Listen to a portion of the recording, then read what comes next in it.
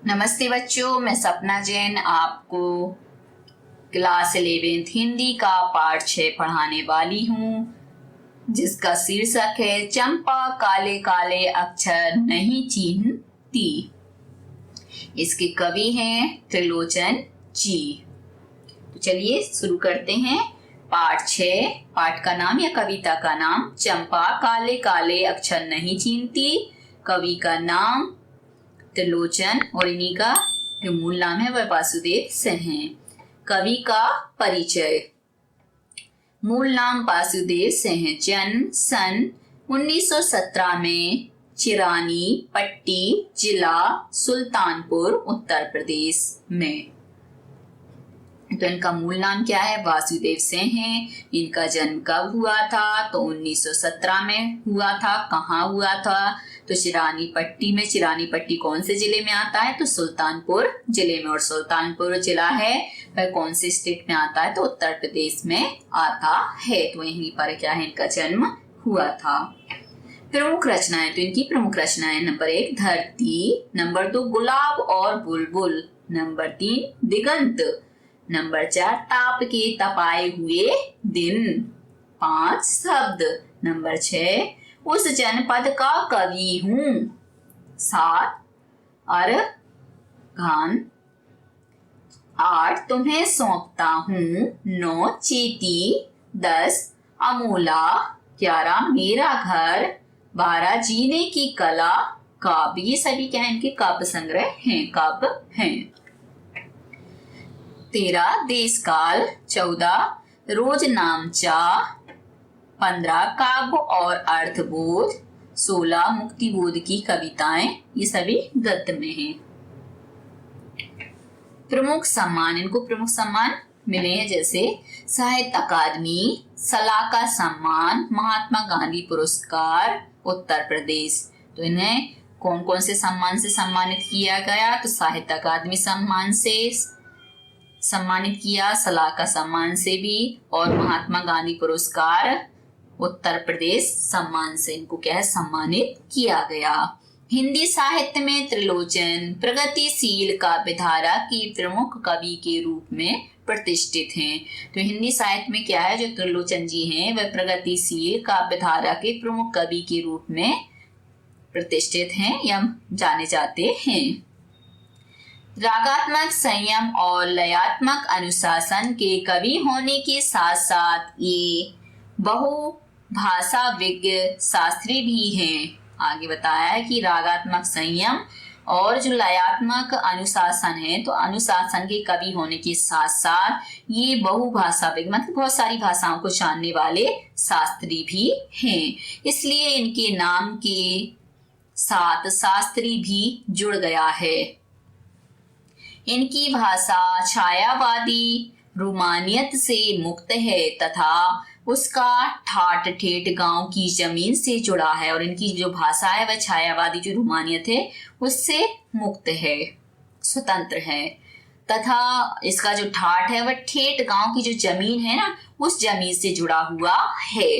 त्रिलोचन हिंदी में सोनेट, अंग्रेजी छंद को स्थापित करने वाले कवि के रूप में भी जाने जाते हैं। और त्रिलोचन जी क्या है? हिंदी में जो सोनेट, अंग्रेजी छंद को स्थापित करने वाले क्या है? कवि के रूप में जाने जाते हैं। त्रिलोचन का कवि बोलचाल की भाषा को चुटीला और नाटकीय बनाकर कविताओं को नया आयाम देता है। और त्रिलोचन का जो कवि बोलचाल की जो भाषा है वह क्या है? चुटीला नाटकीय बनाकर क्या करता है? कविता को एक नया ही आयाम देता है। कविता की प्रस्तुति का अंदाज कुछ ऐसा है कि वस्तु और रूप की प्रस्तुति का भेद नहीं रहता। उनका कवि इन दोनों के बीच फांक की गुंजाइश नहीं छोड़ता। और ये कवि है वह क्या है? इन दोनों के बीच वस्तु और रूप की जो प्रस्तुति है उसमें कोई भेद नहीं छोड़ता। अब चंपा काले काले अक्षर नहीं चीन्हती कविता है। और कविता को पढ़ते हैं। चंपा काले काले अक्षर नहीं चीनती, मैं जब पढ़ने लगता हूँ वह आ जाती है, खड़ी खड़ी चुपचाप सुना करती है, उसे बड़ा अचरज होता है, इन काले चिन्हों से कैसे ये सब स्वर निकला करते हैं, अर्थात चिन्हों से। चंपा सुंदर की लड़की है, सुंदर ग्वाला है, गायें भैंसे रखता है, चंपा चौपायों को लेकर चरवाही करने जाती है, चंपा अच्छी है, चंचल है, नटखट भी है, कभी कभी ऊधम करती है, कभी कभी वह कलम चुरा लेती है, जैसे तैसे उसे ढूंढ कर जब लाता हूँ, पाता हूँ अब कागज गायब, परेशान फिर हो जाता हूँ। चंपा कहती है, तुम कागज ही गोदा करते हो दिन भर, क्या यह काम बहुत अच्छा है? यह सुनकर मैं हंस देता हूँ, फिर चंपा चुप हो जाती है। उस दिन चंपा आई, मैंने कहा कि चंपा तुम भी पढ़ लो, हारे गाड़े काम सरेगा, गांधी बाबा की इच्छा है सब जन पढ़ना लिखना सीखें। चंपा ने यह कहा कि मैं तो नहीं पढ़ूंगी, तुम तो कहते थे गांधी बाबा अच्छे हैं, वे पढ़ने लिखने की कैसी बात कहेंगे, मैं तो नहीं पढ़ूंगी। मैंने कहा कि चंपा पढ़ लेना अच्छा है, ब्याह तुम्हारा होगा, तुम गौने जाओगी, कुछ दिन बालम संग साथ रह चला जाएगा, जब कलकत्ता बड़ी दूर है वह कलकत्ता, कैसे उसे संदेशा दोगी, कैसे उसके पत्र पढ़ोगी। चंपा पढ़ लेना अच्छा है। चंपा बोली, तुम कितने झूठे हो, देखा, हाय राम तुम पढ़ लिख कर इतने झूठे हो, मैं तो ब्याह कभी न करूंगी, और कहीं जो ब्याह हो गया तो मैं अपने बालम को संग साथ रखूंगी, कलकत्ता में कभी न जाने दूंगी, कलकत्ते पर बजर गिरे।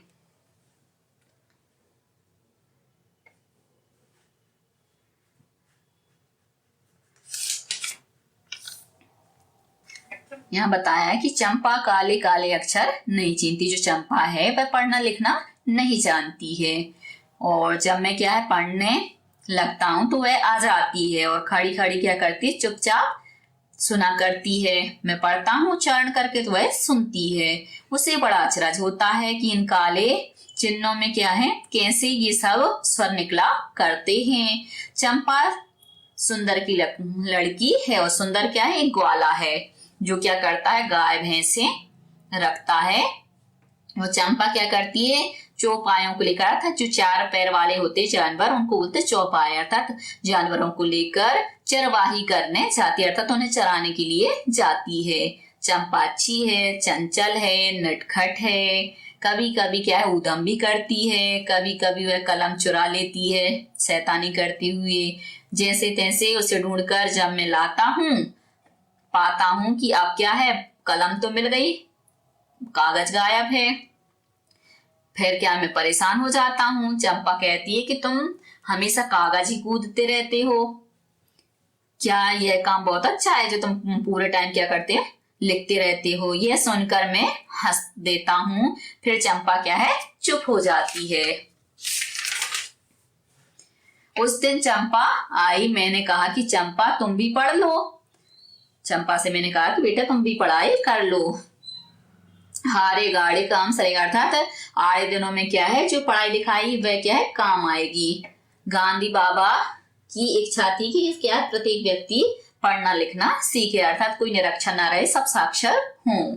चंपा ने यह कहा कि मैं तो नहीं पढ़ूंगी, मैं तो, तुम तो कहते थे कि जो गांधी बाबा हैं वे बहुत अच्छे हैं, वे पढ़ने लिखने की कैसे बात कहेंगे, वो तो बहुत अच्छे, वो पढ़ने लिखने की बातें थोड़ी करेंगे, मैं तो नहीं पढ़ूंगी। मैंने कहा कि चंपा पढ़ लेना अच्छा है, जब तुम्हारी शादी हो जाएगी तुम्हारा गौना हो जाएगा। गौने के बाद तुम क्या है, अपने पति के घर चली जाओगी। तो कुछ दिन तो तुम्हारा पति तुम्हारे साथ रहेगा, फिर वो क्या है, काम के सिलसिले में कलकत्ता चला जाएगा। और कलकत्ता चला जाएगा तो वो तुम्हारे लिए चिट्ठी भेजेगा, और तुम पढ़ी लिखी नहीं होगी तो उस चिट्ठी को कैसे पढ़ोगी। इसलिए चंपा पढ़ना अच्छी बात है। चंपा बोली, तुम कितने झूठे हो, देखा, हाय राम, तुम पढ़ लिख कर भी इतना झूठ बोलते हो। एक तो मैं क्या है, शादी नहीं करूंगी, और शादी करूंगी भी तो मैं अपने पति को अपने साथ ही रखूंगी, कलकत्ता क्यों भेजूंगी। और कलकत्ता मैं कभी ना जाने दूंगी, मैं कभी भी उसको क्या है, कलकत्ता नहीं भेजूंगी। और जो कलकत्ता है तो वो कलकत्ता क्या है, कलकत्ता पर बजर गिर जाए, अर्थात नष्ट हो जाए। हमें ऐसे कलकत्ता में अपने पति को नहीं भेजना। कविता के साथ अब यहाँ पे क्या है, प्रश्न शुरू होंगे। प्रश्न नंबर 1, चंपा ने ऐसा क्यों कहा कि कलकत्ता पर बजर गिरे। बजर यानी बिजली गिरने का आशय है, तो बजर का मतलब यहाँ पे लिया है बिजली से नष्ट होना। चंपा गुस्से में कहती है कि कलकत्ता पर बजर गिरे क्योंकि वहां जो भी पैसे कमाने जाता है वहां की चकाचौंध में खो जाता है और वापस लौट कर नहीं आता। उसके गांव में भी कई औरतों को इस वियोग का दुख सहना पड़ रहा है, इसलिए वह कहती है कि कलकत्ता का सत्यानाश हो। तो ये सभी कारण कि चंपा ने कहा कि कलकत्ता पर क्या बजर गिरे, क्योंकि उसने देखा था बचपन से ही कि वहां की जो औरतें हैं, तो वहां की जो आदमी है वह क्या है, कमाने के लिए कलकत्ता जाते हैं और कलकत्ता जाने के बाद वापस लौटकर नहीं आते। तो उन दुखी औरतों को जब वह देखती है कि वो कितने कष्ट को सहती हैं, तो चंपा कहती है कि हाय, ऐसे कलकत्ता का तो नाश हो। प्रश्न नंबर 2, चंपा को इस पर क्यों विश्वास नहीं होता कि गांधी बाबा ने पढ़ने लिखने की बात कही होगी। इसका उत्तर है, चंपा पढ़ाई लिखाई के विरोध में है, जबकि कवि उसे बताते हैं कि गांधी जी पढ़ाई के समर्थक हैं। गांव में पढ़ने लिखने को अच्छा नहीं समझा जाता था, जबकि चंपा के अनुसार गांधी जी तो अच्छे आदमी थे। इसलिए चंपा को विश्वास नहीं होता है कि गांधी बाबा ने क्या है, पढ़ने लिखने की बात कही होगी। इसलिए क्या है, वह इस बात को मानने के लिए तैयार नहीं होती कि जो महात्मा गांधी जी हैं उन्होंने पढ़ाई लिखाई की बात की होगी। प्रश्न नंबर 3, कवि ने चंपा की किन विशेषताओं का उल्लेख किया है। उत्तर, कविता में कवि ने चंपा की निम्नलिखित विशेषताओं का उल्लेख किया है। नंबर 1, चंपा शरारती तथा नटखट स्वभाव की लड़की है। नंबर 2, वह एक मुंहफट लड़की है जो बिना सोचे समझे कुछ भी बोल देती है। नंबर 3, वह गांव में रहने वाली एक भोली और अबोध लड़की है। नंबर 4, गांधी जी के प्रति उसके मन में बहुत सम्मान है। नंबर 5, वह एक मेहनती लड़की है जो चरवाहे का काम करती है। तो ये सभी क्या है, इसकी प्रमुख विशेषताएं हैं। शरारती होना, नटखट होना, मुंहफट होना, बिना सोचे समझे कुछ भी बोलना, और एक कैसी भोली भाली अबोध बालिका है। और गांधी जी के प्रति उसका क्या है, बहुत ज्यादा सम्मान है। और वह कैसी, एक मेहनती लड़की जो क्या करती है, रोज गायों को, भैंसों को चराने के लिए ले जाती है। प्रश्न नंबर 4, आपके विचार से चंपा ने ऐसा क्यों कहा होगा कि मैं तो नहीं पढ़ूंगी। इसका उत्तर है, चंपा जिस गांव में रहती है वहां लड़कियों का पढ़ना लिखना अच्छा नहीं समझा जाता, इसलिए जो चंपा है वह कहती है मैं तो नहीं पढ़ूंगी। यही बात उसके मन में घर कर गई होगी कि पढ़े लिखे लोग अच्छे नहीं होते, इसलिए उसने ऐसा कहा होगा कि वह नहीं पढ़ेगी। प्रश्न, है कविता से। तो कविता के आसपास से प्रश्न लिए गए हैं। प्रश्न नंबर 1, यदि चंपा पढ़ी लिखी होती तो कवि से कैसे बातें करती? इसका उत्तर है, यदि चंपा पढ़ी लिखी होती तो वह कवि से ऐसे प्रश्न नहीं पूछती कि किताबों में लिखे अक्षरों को कैसे पढ़ा जाता है, कवि के पढ़ते समय बदमाशी नहीं करती और उनके लिखने पढ़ने की सामग्री को ना चुराती। वह कवि के साथ ज्ञान भरी बातें करती और समझदारी के साथ क्या है, उनकी बातों को सुनती। तो यदि चंपा पढ़ी लिखी होती तो वह क्या है, पढ़ाई के महत्व को समझती और वह क्या है, अक्षरों के बारे में नहीं पूछती कि इसमें क्या लिखा है और कैसे पढ़ा जाता है। और पढ़ते हैं, जब कवि पढ़ता है तो उस कवि के पढ़ते समय क्या है, उनकी सामग्री को नहीं चुराती और उनको डिस्टर्ब नहीं करती और क्या है, ज्ञान भरी बातें करती उनसे और समझदारी के साथ क्या है, उनकी बातों को सुना करती। प्रश्न नंबर 2, इस कविता में पूर्वी प्रदेशों की स्त्रियों की किस विडंबनात्मक स्थिति का वर्णन हुआ है? इसका उत्तर है, इस कविता में कवि ने पूर्वी प्रदेशों की स्त्रियों के अबोधता, निष्कपट तथा सरल व्यवहार का वर्णन किया है कि वहां की जो स्त्रियां होती हैं पूर्वी प्रदेशों की, वह क्या है, अबोध होती हैं, कपट से रहित होती हैं, सरल स्वभाव की होती हैं। उन्हें पढ़ाई लिखाई का महत्व समझ में नहीं आता। वे गांव की परंपराओं को पूरे निष्ठा के साथ निभाती हैं, भले ही इसके लिए उन्हें अपने पति से दूर ही क्यों ना रहना पड़े। वे चार दीवारी में रहकर ही अपना जीवन व्यतीत करती हैं और बाहरी दुनिया से कोई मतलब नहीं रखती। कवि ने पूर्वी प्रदेशों की स्त्रियों की इन्हीं विडंबनात्मक स्थितियों का वर्णन किया है कि उन्हें पढ़ाई लिखाई से भी कोई मतलब नहीं होता है और गांव की जो परंपरा होती है उसको पूर्ण निष्ठा से स्वीकार करती हैं और भले ही इसके लिए उन्हें क्या है, अपने पति से दूर रहना पड़े, चार दीवारी के अंदर रहना पड़े और कैसा भी जीवन व्यतीत करना पड़े, वो करने के लिए स्वीकृति भर देती हैं और करती भी हैं। और बाहरी जो दुनिया होती है, जो बाहरी दिखावा होता है, उस दिखावे से उन्हें कोई मतलब नहीं होता है। प्रश्न नंबर 3, संदेश ग्रहण करने और भेजने में असमर्थ होने पर एक अनपढ़ लड़की को किस वेदना और विपत्ति को भोगना पड़ता है? अपनी कल्पना से लिखिए। इसका उत्तर है, संदेश ग्रहण करने और भेजने में असमर्थ होने पर एक अनपढ़ लड़की को कई परेशानियों को झेलना पड़ता है। यदि उसे कोई संदेश अपने परिजनों तक पहुंचानी हो या पहुंचाना हो तो उसे किसी अन्य का सहारा लेना पड़ता है। किसी परिजन के द्वारा भेजे गए संदेश को वह स्वयं नहीं पढ़ सकती, इसके लिए भी उसे ऐसे व्यक्ति की जरूरत होती है जो इस काम में उसकी सहायता करें।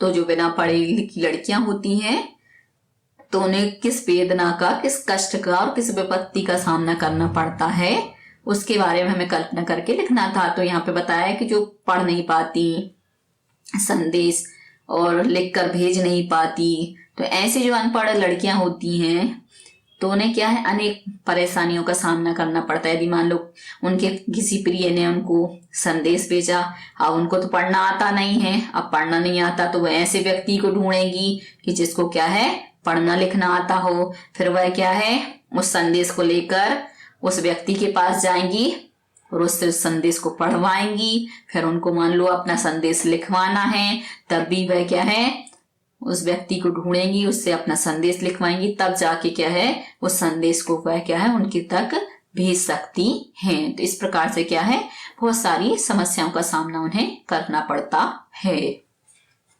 तो बच्चों, आज के लिए सिर्फ इतना ही। यदि आपको हमारा वीडियो पसंद आया है तो लाइक कीजिए, शेयर कीजिए, सब्सक्राइब कीजिए तथा इस पाठ से संबंधित कोई भी प्रश्न है तो नीचे कमेंट्स में पूछ लीजिए। धन्यवाद।